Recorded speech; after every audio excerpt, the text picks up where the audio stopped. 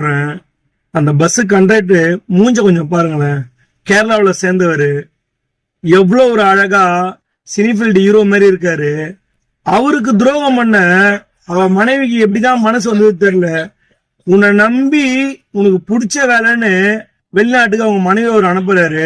கடந்த 2 வருஷமா 6 வயசு பையனை அவர் வச்சு காப்பாத்திருக்காரு. இவ வெளிநாட்டுக்கு வேலைக்கு போன மதம் எடுத்து போய் இன்னொருத்தங்க கூட கனெக்ஷன் ஆயிட்டான். சரி, கனெக்ஷன் ஆகி தொலைய வேண்டியதான, அந்த புள்ளையாவது அந்த அப்பங்கிட்ட விட்டுருக்கலாம்ல. அங்கிருந்து இந்தியாவுக்கு வந்து அந்த புள்ள என் கூட தான் இருக்கணும்னு ஒரு கேஸ போட்டு தான் புள்ளையும் கூட்டிட்டு போயிட்டா. ஏற்கனவே உன் விஷயம் தெரிஞ்ச உடனேயும் பாதி உசுறு போயிடுச்சு, மீதி உசுறுன்னு இருந்தது அந்த புள்ள. அந்த புள்ளையும் கூட்டிட்டு போயிட்ட பிறகு அந்த மனுஷன் ஏன் வாழணும்னு தான் உயிரை விட்டுட்டாருங்க. இன்னைக்கு வந்து வெறும் அந்த ஆளு போனோம். அந்த போனதுக்கு முன்னாடி நீ அழுவுறதுல கண்ணீர் உரத்துல என்ன வரப்போகுது?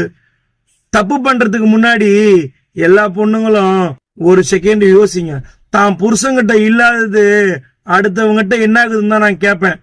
என் வாயில இன்னும் அசிங்கமா வரா மாதிரி இருக்கு. இந்த வீடியோ பார்த்ததுல இருந்து என்னால பேச முடியல. ஏன்னா இது சோசியல் மீடியாவா போச்சு. இல்ல நல்லா கேட்பேன் நான். என்னதான் இருக்குன்னு தெரியல அடுத்த ஆம்பளைங்கிட்ட இந்த பொம்பளைங்க போறதுக்கு காரணம். சை, ஒரு 5 நிமிஷம் சுகத்துக்கோசம் 8 வருஷமா வாழ்ந்த மனுஷனை நீ இழந்துட்டடி.